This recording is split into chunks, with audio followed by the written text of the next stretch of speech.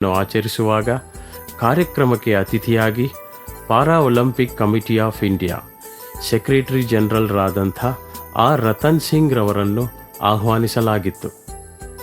ಆ ಕಾರ್ಯಕ್ರಮದ ಮೂಲಕ ರತನ್ ಸಿಂಗ್ ರವರು ನವಕರ್ನಾಟಕ ಸೋಷಿಯಲ್ ಸರ್ವಿಸ್ ಟ್ರಸ್ಟ್ ಮಾಡುತ್ತಿರುವ ಕೆಲಸದ ಬಗ್ಗೆ ತಿಳಿದುಕೊಂಡರು. ಮರುದಿನವೇ ನವಕರ್ನಾಟಕ ಸೋಷಿಯಲ್ ಸರ್ವಿಸ್ ಟ್ರಸ್ಟ್ನ ಅಧ್ಯಕ್ಷರಾದಂಥ ಜೋಸೆಫ್ ರವರನ್ನು ಕರೆಸಿ ಬಡ ಜನರಿಗೆ ಸಹಾಯ ಮಾಡುತ್ತಿರುವ ಕೆಲಸದ ಬಗ್ಗೆ ಮೆಚ್ಚುಗೆ ವ್ಯಕ್ತಪಡಿಸಿದರು.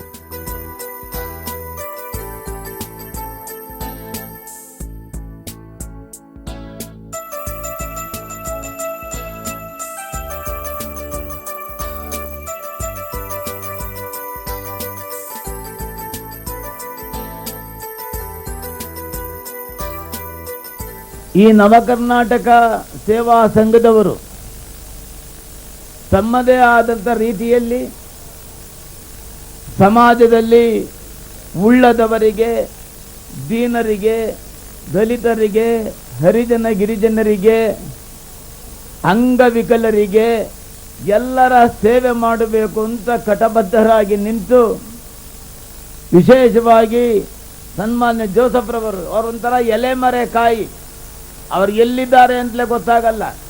ಆದರೆ ಎಲ್ಲ ಕೆಲಸವನ್ನು ಇವರು ಬಹಳ ಜವಾಬ್ದಾರಿಯುತವಾಗಿ ಮಾಡ್ತಾ ಇರ್ತಾರೆ. ಇವರ ಜೊತೆಗೆ ಸನ್ಮಾನ್ಯ ಸಾಂಗ್ಲಿಯಾನರವರು, ಸಾಂಗ್ಲಿಯಾನ ಅವರಂತೂ ಪೊಲೀಸ್ ಅಧಿಕಾರಿಗಳಾಗಿದ್ದಾಗ ಎಷ್ಟರ ಮಟ್ಟಿಗೆ ರಾಜ್ಯದ ಸೇವೆಯನ್ನು ಮಾಡಿದರೋ ಅದಕ್ಕಿಂತ ಮಿಗಿಲಾಗಿ ಇವತ್ತು ಇಲ್ಲಿಯ ಕ್ಷೇತ್ರದ ಲೋಕಸಭಾ ಸದಸ್ಯರಾಗಿ ವಿಶೇಷವಾಗಿ ಹೆಣ್ಣು ಮಕ್ಕಳಿಗೆ, ಹರಿಜನರಿಗೆ, ಗಿರಿಜನರಿಗೆ ಅವರಿಗೆ ಬೇಕಾದಂಥ ಎಲ್ಲ ಸೌಲಭ್ಯಗಳಾಗಬಹುದು, ರಸ್ತೆಗಳಾಗಬಹುದು, ದೀಪಗಳಾಗಬಹುದು, ಕುಡಿಯುವ ನೀರಾಗಬಹುದು, ವಿಶೇಷವಾಗಿ ಬೆಳಗಿನಿಂದ ಸಂಜೆವರೆಗೆ ಅವರ ಕೆಲಸ ಮಾಡೋದು ಬಹಳ ಮೆಚ್ಚುಗೆ ಆದಂಥ ಕೆಲಸವನ್ನು ಸನ್ಮಾನ್ಯ ಸಾಂಗ್ಲಿಯಾನ ಅವರು ಎಲ್ಲರಿಗೆ ಕೆಲಸ ಮಾಡ್ತಾ ಇದ್ದಾರೆ.